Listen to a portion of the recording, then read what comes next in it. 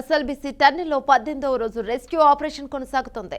7గురి ఆచూకీ కోసం గాలింపు చర్యలను ముమ్మరంగా సాగుతున్నాయి. క్యాడ్వర్ డాగ్స్ గుర్తించిన 2వ స్పాట్లో సిబ్బంది తవ్వకాలు జరుపుతున్నారు. ఇక 2 మినీ జేసీబీలతో శిథిలాలను తొలగించారు.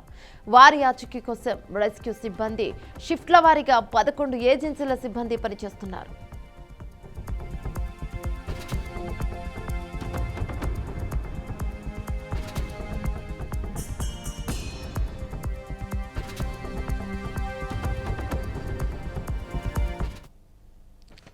రైట్ దీనిపై మరింత సమాచారం అందించడానికి మా ప్రతినిధి శ్రీనివాస్ లైన్ లో ఉన్నారు. రైట్ శ్రీనివాస్, చెప్పండి. రైట్ శ్రీనివాస్, గత 18 రోజులుగా త్రవ్వకాలు జరుపుతూ ఉన్నారు. ఇక శిథిలావస్థలో అన్ని జరుపుతూనే ఉన్నారు. అయినా కూడా బాడీస్ ఆచూకీ దొరకడం లేదు. ఇక అది అంటే ప్రతిపక్షంలో ఉన్న వాళ్ళు కానీ ప్రజలు కానీ కొంత విమర్శలు కూడా చేస్తున్నారు కాంగ్రెస్ పార్టీపై, అలాగే రేవంత్ రెడ్డిపై. దీన్ని ఏ విధంగా చూడొచ్చు? అంటే కావాలని ఎవరు కూడా ఇలాంటి సంఘటన జరగాలని కోరుకోరు.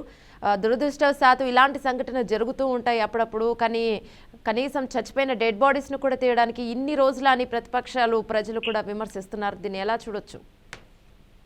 శ్రీశైలం టన్నెల్లో జరిగినటువంటి ప్రమాదం గత 18 రోజుల పెద్ద ఎత్తున విషాదం చేసుకొని చెప్పుకోవచ్చు. ప్రధానంగా చూసుకున్నట్లయితే టన్నెల్లో జరిగినటువంటి ఆ ప్రమాదానికి అక్కడ ఉన్నటువంటి సిచ్యువేషన్, అక్కడ ఇంజనీరింగ్ విభాగంలో పనిచేస్తున్నటువంటి 8 మంది కార్మికులు చనిపోవడం ఒక పెద్ద ఎత్తున తెలుగు రాష్ట్రాలు కాకుండా జాతీయ స్థాయిలో ఉన్నటువంటి కూడా పెద్ద విషాదం అని చెప్పుకోవచ్చు. ప్రధానంగా చూసుకున్నట్లయితే 12 రిస్క్ టీమ్స్ అక్కడ పనిచేస్తున్నాయి. దీనికి సంబంధించిన తెలంగాణ తెలుగు రాష్ట్రాలే కాకుండా జాతీయ స్థాయిలో ఉన్నటువంటి నేషనల్ డిఫెన్స్ అకాడమీ సంబంధించినటువంటి నావీ, అలాగే బొగ్గుగనులో పనిచేస్తున్నటువంటి అనేక మంది టెక్నికల్ ఆఫీసర్స్ కూడా 180 మంది టెక్నికల్ ఆఫీసర్స్ రిస్క్ టీమ్స్ పనిచేస్తున్నటువంటి పరిస్థితి. 12 రిస్క్ టీంలు 18 రోజులుగా జరుగుతున్నటువంటి క్రమంలో బురదమయంగా ఉన్నటువంటి ఈ టన్నెల్లోని అక్కడ సంబంధించినటువంటి స్పెషల్ డాగ్స్ కూడా తీసుకురావడం జరిగింది. ఆ స్పెషల్ డాగ్స్ కూడా ఐడెంటిఫై చేశారు.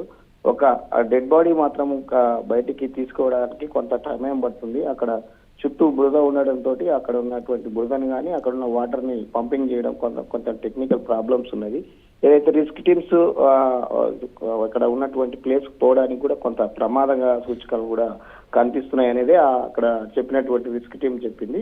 ఏది ఏమైనప్పటికీ కొంత ఆలస్యమైన కూడా అక్కడ ఉన్నటువంటి డెడ్ బాడీస్ తీయడానికి రాష్ట్ర కేంద్ర ప్రభుత్వాలు పెద్ద ఎత్తున ముమ్మరమైన చర్యలు చేపడుతున్నాయి. దీనికి సంబంధించింది ఇప్పటికీ జాతీయ స్థాయిలో కూడా ఒక బులెటిన్ కూడా రిలీజ్ చేయడం జరిగింది. ఆ నేషనల్ డిఫెన్స్ లో చేస్తున్నటువంటి ఆర్మీ వాళ్ళైతేనేమి, సంబంధించినటువంటి నేరో సంబంధించినటువంటి డిపార్ట్మెంట్స్ సంబంధించిన అనేక మంది నిపుణులు 12 మంది టీములుగా చేస్తున్నటువంటి విషయాలని పూర్తిగా అధ్యయనం చేస్తూ ఇక్కడ ఉన్నటువంటి సిచ్యువేషన్ ని 1 అవర్కి ఒకసారి అధ్యయనం చేసుకుంటూ టెక్నికల్ ఇష్యూస్ అనేది మళ్ళీ రిఫైట్ కాకుండా చేస్తున్నటువంటి పరిస్థితి.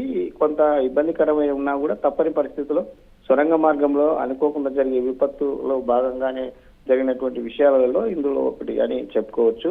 ప్రధానంగా జాతీయ స్థాయిలో కొన్ని ఇట్లాంటి సొరంగ మార్గంతో మొన్నటిదాకా జరిగిన బొగ్గుగనులో కూడా కొన్ని అనేక ఇబ్బందులతో కూడుకున్నటువంటి ప్లేస్ లో ఇలాంటి జరుగుతాయి అనేది సహజంగా చెప్తున్నటువంటి పరిస్థితి. Thank you Srinivas.